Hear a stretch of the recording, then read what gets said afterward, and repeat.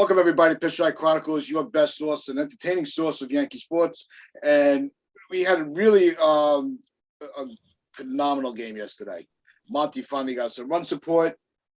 Gallo was actually on base a few times, played some good defense in right field. Judge robbing Ohtani of a home run in the first to set the tone. And Trevino just had a tremendous game at the plate and behind the plate. And thanks to our Twitter poll on Stripe Chronicle on Twitter, we were able to narrow it down that Trevino was the Chronicles star of the game. And we will be leading off with Trevino saying, I think he has earned that spot of being the everyday catcher with Higgy back as the backup. Trevino's just been tremendous. The catching really has been the untold hero of the pitching staff itself. They really have not been getting the credit for the change. You go back to last year when you had Sanchez and Higgy, and the pitching just didn't really seem to click, even with the brilliance of Matt Blake. Now that you have a catcher, two catchers that the staff is completely comfortable with, you're seeing all Matt Blake's lessons and advice really come into fruition. And Trevino, I think, is leading the charge.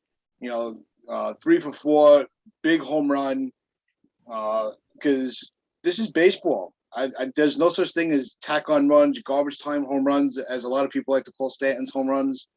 But Trevino really, really set the tone throughout the whole game. And he really deserves the credit for putting the effort in and solidifying his role as the everyday catcher. I think that's where he's got to stay until he's proven otherwise. Rob, what was your take on Trevino's performance at the plate and behind? He's incredible.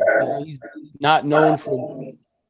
There's that echo. He's not known for being an offensive guy, but he's been clutch this year. He's come up with some really timely hits, but defensively, you knew what you were getting. Really, really, really elite framer behind the plate. Good defense, blocks well, calls a good game. And it was pretty apparent within the first couple of weeks that he was the better of our two catchers. Not to say Higgy's bad, because Higgy's a very good defensive catcher as well, but there's no question who the everyday guy should be going forward, because look at how much better Coles looked throwing to Trevino than he did to Higashioka. So, and I do want to tip the cap to Cashman, because that trade ended up being a steal, because we gave up Abreu, who just got DFA'd by Texas. So, I mean, that worked out very highly in Cashman's favor and our favor. And I can't say enough about how good Trevino's been, and I love it. If there's going to be that one weak spot in the lineup, and he's not even been the weak spot, he's hitting pretty damn well for a guy that's been known for having zero offense. So I'm loving what I'm seeing, and I'm glad we got him. No, you look at his batting average, 263, with a 717 OPS. For a catcher, that's it's not too bad. And he's not going to have the pop, and he's not going to be that home run threat like Sanchez was when he hit the ball. But he's making, he's barreling up the ball, and he's locked into the game, and that's what we need from catchers. And he's just he's navigating everything, and he's been, he's very well trusted amongst everybody on the pitching staff. If Higgy wasn't available, it was almost like Cole couldn't pitch last year. Now it's, when you have a guy like Cole, that it almost seemed like Higgy was his personal catcher because they had such a relationship. Trevino has been that, don't worry about it, Garrett, I got you. And that's really, I think that's something the Yankees have been missing. And Trevino fills that role perfectly. And like you said, Cashman really deserves the credit for that move. Donald, your take. Trevino is in the echo again. Trevino is in the 100th percentile in pitch framing. The 100%. So he is the best in baseball pitch framing, and he's also, the Yankees are also 2 runs better off with Jose behind the plate. Hip hip Jose. So you're looking at one of the best defenders in all of baseball. if not the best. And he's giving a little bit of pop as well. He was the star of the game yesterday, I think, and he is 100% our everyday catcher. He has to be because Higashioka's been he left all his bat at spring training. And he's actually been fine behind the plate, Higgy. I'm not going to say anything bad about the way he's been behind the plate. He's been fine. That's all we're asking him to do. But Trevino's in another level, and offensively and defensively, Trevino's also good runners in scoring position. If you look at his numbers, runners in scoring position the last month, it's been right there. Been really, really good, among the better bats in the lineup with runners in scoring position. So you've got a guy who's kind of clutch, and you got a guy who's just phenomenal behind the plate, as good as you could ask for. So, as Rob says, you have to tip your cap to Cashman because he gave up a guy who's now been DFA'd to get one of the elite defensive catchers in all of baseball. That is an absolute steal. Absolute steal. So tip my cap to our GM general manager and our new number one catcher. It also that first inning with Monty on the mound. He had that big hit that he had the hit that everybody thought was just gone off of Ohtani's bat. And again, tremendous center field defense from Judge, who just shows it doesn't matter where you're going to put him. He's one because he's so friggin' tall. It's such an advantage. That was kind of Monty, was like, all right, you know what? I'm not letting this game get away from me. And he just settled down and really that's not an easy top of the lineup to get through. Especially when you get, you have Trout and Ohtani who, honestly are in the top, in the top of the players in the league. Whether you want to go top 5, top 10, however you want to, word it. And that was just really, by the time that the bottom of the first came and they, you just saw the contact that was being made off the Syndergaard, who did not have his best stuff. He looked terrible. He's getting behind on a lot of pitches, a lot of hitters, throwing a lot of pitches. I think he had 30 plus pitches in the first inning. And it was the Yankees were not going to deny Monty a win. It was like the offense said, we've been struggling a little bit, but tonight for Monty, enough is enough, and let's just get back to work. And they really were. They were really creating traffic and headaches for the Angels pitching. So Gleyber, I thought Gleyber had that triple. I mean, because I was like, this is the downside of the instant replay, and how sometimes it can be felt like it's overused, but those are the rules. There's nothing you can do about it. His foot came off the bag. It could have been a bigger inning. Who knows what could have happened, but it's still, you put up a 4 spot in the first. Monty was just like, all right. And when he put up the 0 in the top of the second, all right, he wasn't going to give up. And having a clean inning after you put up runs like that, it's kind of been a little tough for Monty in his last couple of starts. Giving up a run or 2. Monty was like, not this game, not in front of this crowd.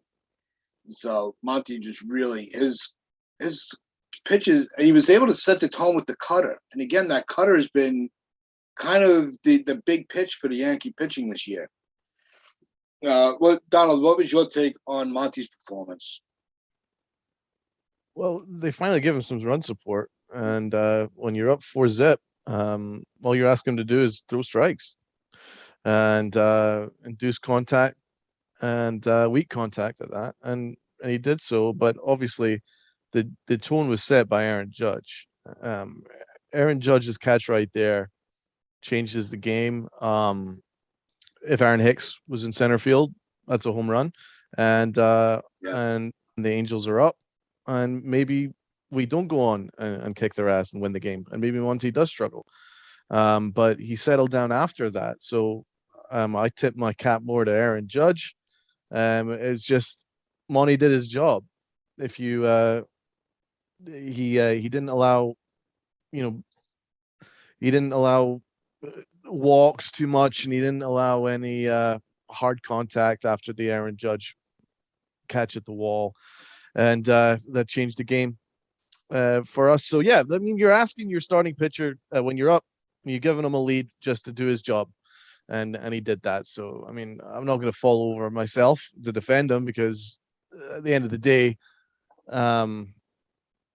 he did his job when you've got a 4-run lead, but still, he did it, and that's great. And we move on. He was fine. I think a lot of the praise has to go to the defense, and of course Trevino, and the offense in general really was good last night. It was a really fun game, certainly, especially the first few innings. We were hitting the crap out of Syndergaard. Yeah, I mean, 9 runs on 13 hits, 12 guys left on base. So there was a lot of traffic, but when they were getting the hits, they were making them count. And that's something we really haven't seen in the last couple of series where they've been able to get the big hit to get runners in. So it's nice to see that they were finally able to regain some of that, dominance at the plate where you're not going to, they're not going to make it easy. And that's why they've been able to maintain the lead that they had, that they have. So, I mean, and like you brought up the defense. The defense was unbelievable. Mm-hmm. Falefa's really, really playing a solid shortstop right now. Solid. He had that. He stole that hit away from Trout that could have, turned the game a little on its side. Even though I had the lead, when you had, that's why. It was so important to put Torres back where he belongs on the, at second base, and let Trevino play. Stop putting Torres at short because he doesn't make that play if he's at shortstop. We're seeing a different Torres this year. Yeah. He's hitting the crap out of the ball, man. He's squaring up on the ball, and it's going miles. Like this is the Gleyber Torres of 2 years ago, maybe more. Rob? No, it's good. Montgomery. I think Montgomery deserves more credit because he got some help from the defense in the first, but he was really good after that. I mean, we saw in the last time we gave him early run support, he folded and gave up runs immediately back. He didn't do that this time.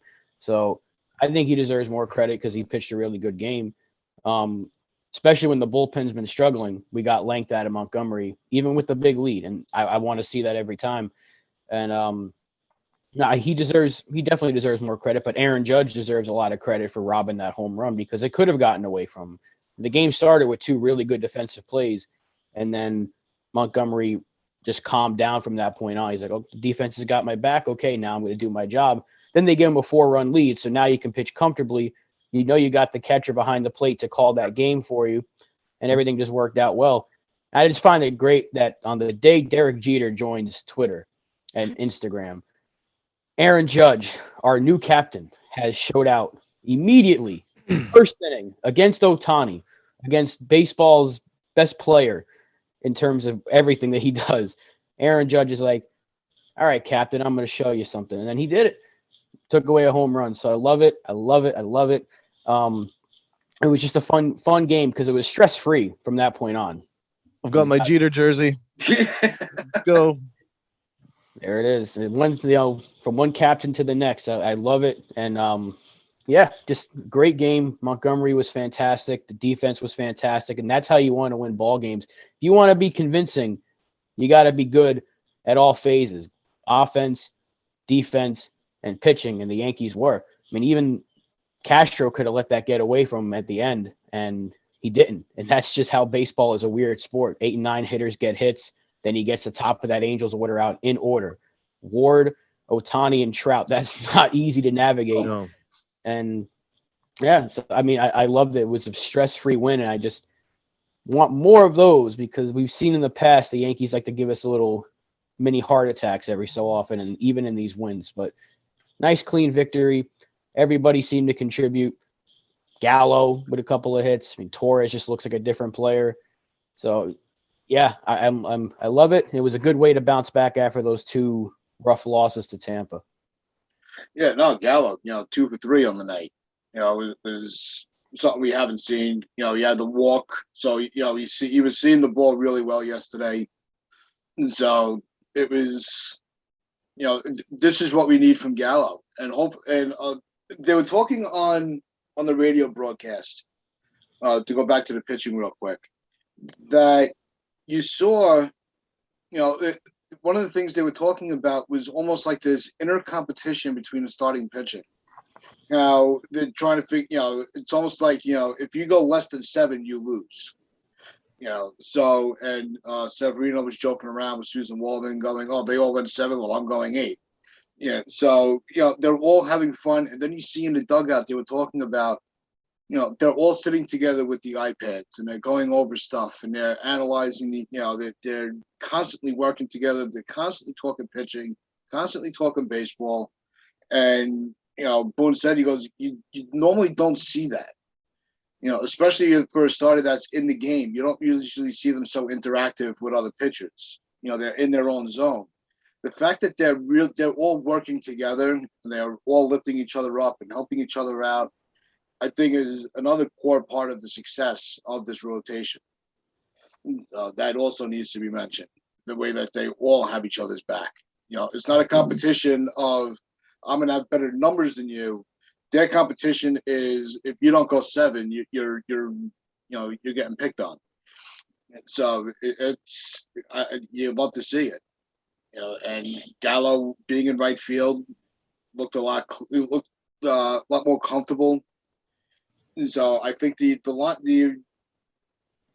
alignment in the outfield right now with Andujar, Judge, Gallo, if that's going to work, let it work.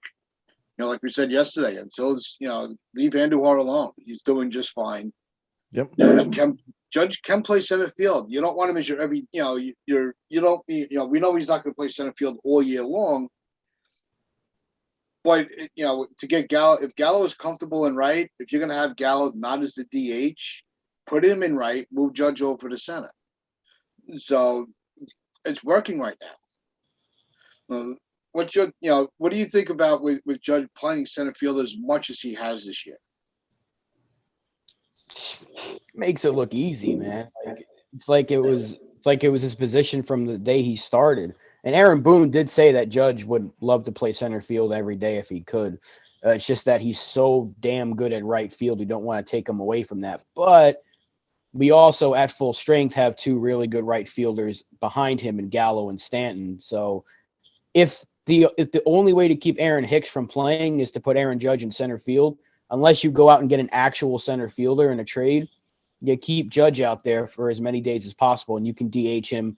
I think once Stanton's back, you're going to see more of a rotation. But if Gallo's more comfortable in right, keep him there. If Stanton can play left just fine, put him in left. Andujar is doing the job in left, keep him out there.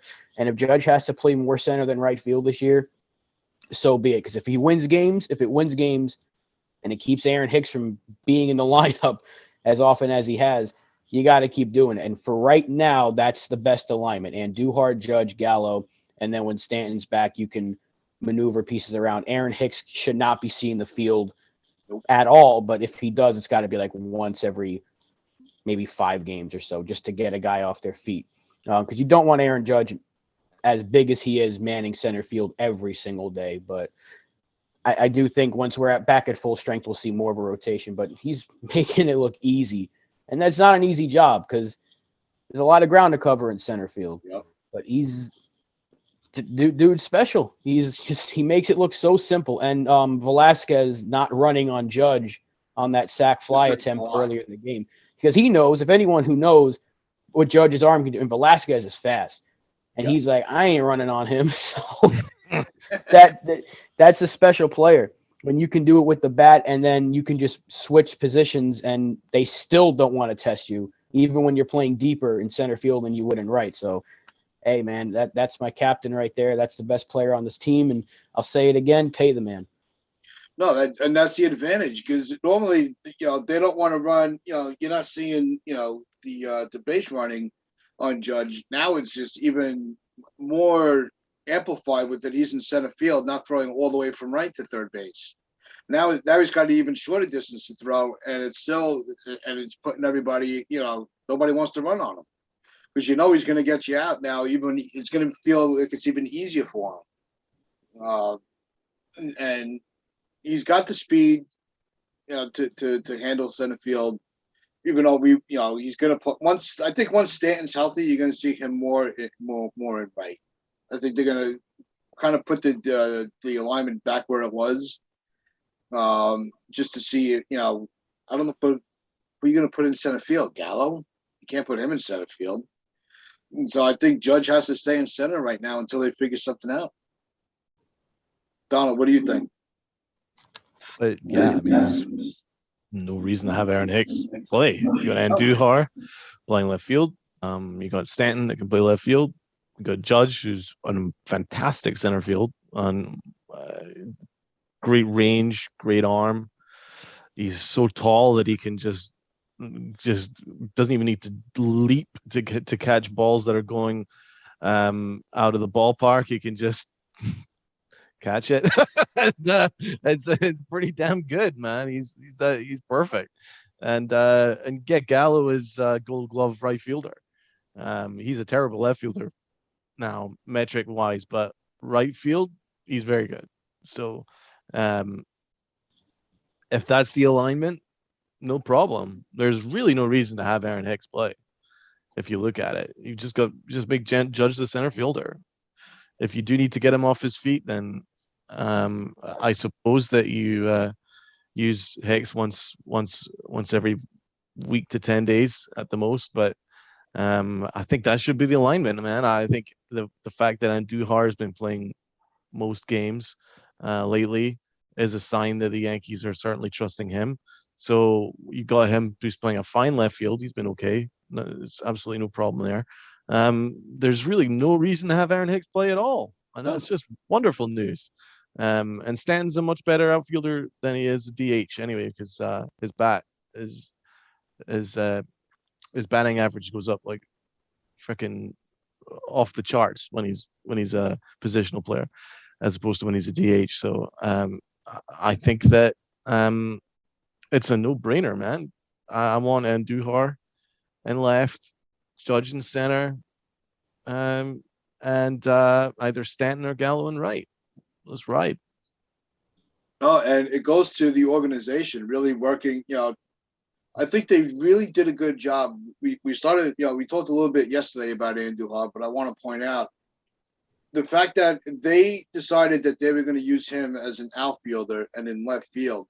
And that's what they solely worked him on. They didn't try to work him out of third base a little bit or first base. They kept him at left field. And I think they really built his confidence that he can do it. And he has been very confident and comfortable in the outfield. He reads the ball very well. And, he's going to have errors. Every baseball player has errors on their record. He's so much better in the outfield than Clint Frazier ever was. Yeah. He's so much better than Clint Frazier ever was in left field. And Clint Frazier was a Gold Glove nominee. How? But Clint Frazier was always an adventure in left field, but Andujar just looks fairly natural at it, and his arm is not weak, so it's fine, absolutely fine. I think I saw on Twitter yesterday that the Cubs, the Cub fans are already screaming to stop putting him in the lineup. So Clint Frazier's not getting any love in Chicago either. He's not a major league ball player. But Not defensively. No, not defensively. No. But Rob, what do you think about the defensive alignment? Yeah, I kind of just went over that when I was talking before, right? I think that it needs to. That's right. You started the whole conversation.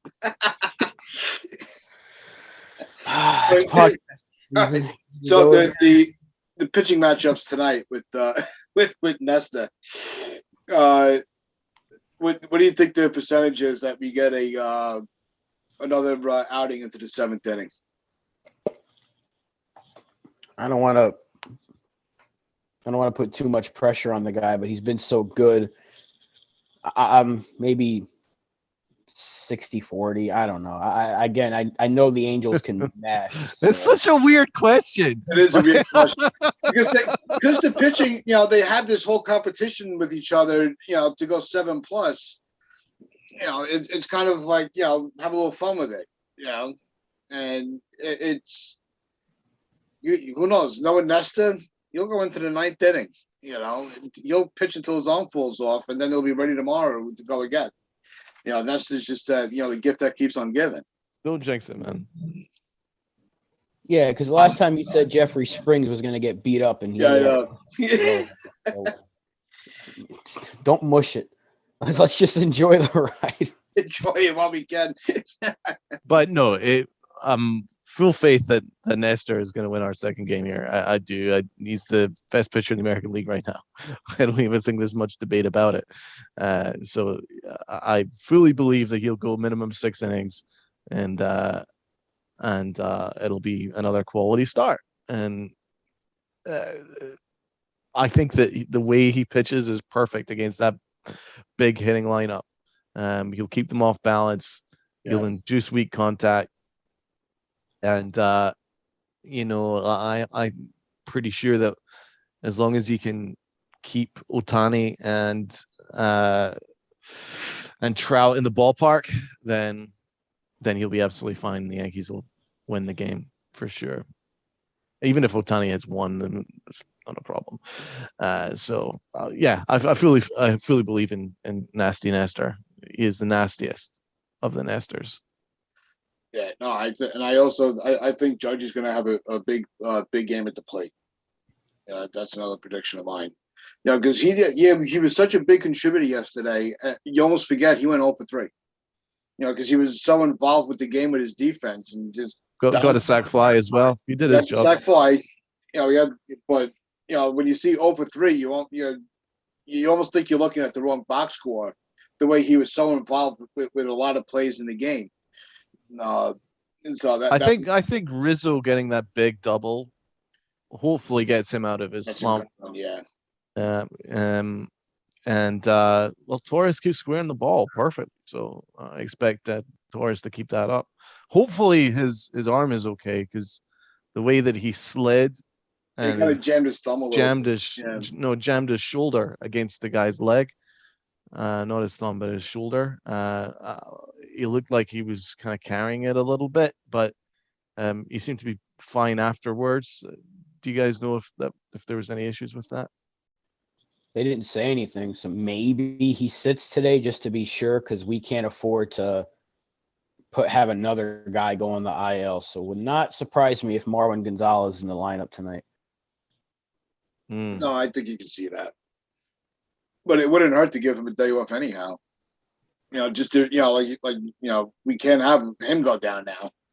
If it's, it's the middle game of the series, you let him sit. You could always use him off the bench if you have to. He was feeling fine. Boone said he felt fine. I'd DH him. I wouldn't want him. I wouldn't want that bad out of the lineup, especially when we're so kind of short right now in power. That's not a bad idea either. He's hot as hell. So yeah, you could put Carpenter at third if you want to, and that leads us to Luigi, bro. Another home run for Luigi. Look, that's all he's got to do is just, if he can be that like power pop guy off the bench, because we know what lefties can do at Yankee Stadium. And again, he's got 2 hits as a Yankee, and he's already outproduced Aaron Hicks. So I mean, I know there's no more evidence.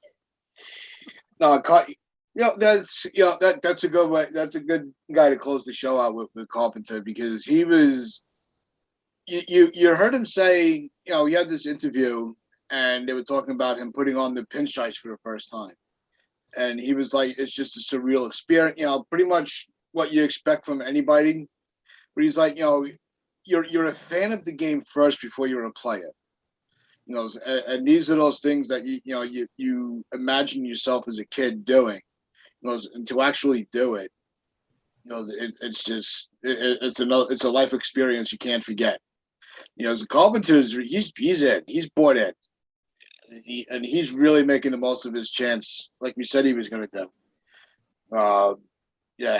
He's going to be a big. I think he's going to be a big contributor. for this club for the time he's here. Well, I mean, again, he's only got 2 hits so far, and he's had plenty of at bats. I don't want to be like, oh, it was the craziest signing in the world. If he just comes off the bench, yeah, if he just pops one a few here and there, that's fine. If anything to keep Aaron Hicks from playing, I'm all for it. He has 2 home runs. Aaron Hicks has 1. Aaron Hicks was playing for 2 months. Carpenter's played for about a week and a half. So I think that I think this still tells both stories. Let's not forget, Carpenter is absolutely no scrub. He was a multiple All-Star, and one of the best infielders in the National League for a 3 or 4 year stretch. And he lost his stroke, but he went into AAA, and he's found his stroke again. And again, that was a lightning in a bottle. Cashman did say that he'd been following him. Aaron Boone followed that up, saying the Yankees had been following him, his work down in AAA, and were really impressed, and they were looking to get him in. And so when he became available, and they snapped him up, and it's paid huge dividends, especially with Donaldson being out, and Carpenter's been perfect. Can't ask much more than what he's been doing for us. So a great story too. And yeah, you can see with the mustache, he's all buying into this whole thing. So that was another good pickup from Cash, and it was much needed, man. And again, once again, absolutely no use to have Aaron Hicks ever anywhere near Yankee Stadium now that we've got someone that can come off the bench and just provide more offense than he can. So yeah, really good little pickup there. Smart, under the radar pickup. The Yankees trusted that he'd found his swing again, and it looks like he has. It's going to be. I think he's, like Rob said, it's only been 2 hits, and you're excited about him because he seems to be more locked in and in tune with what the Yankees are doing than Hicks has since he's been here. So it's hope. It might be a little bit of hope, but hope is hope right now. And like you said, Donald, if he keeps Hicks out of the lineup, I don't, just let it ride. So, but that is going to wrap things up for us today. And tomorrow we will be back on Friday. Tomorrow night I will be at the game. So make sure you go and follow us on Instagram.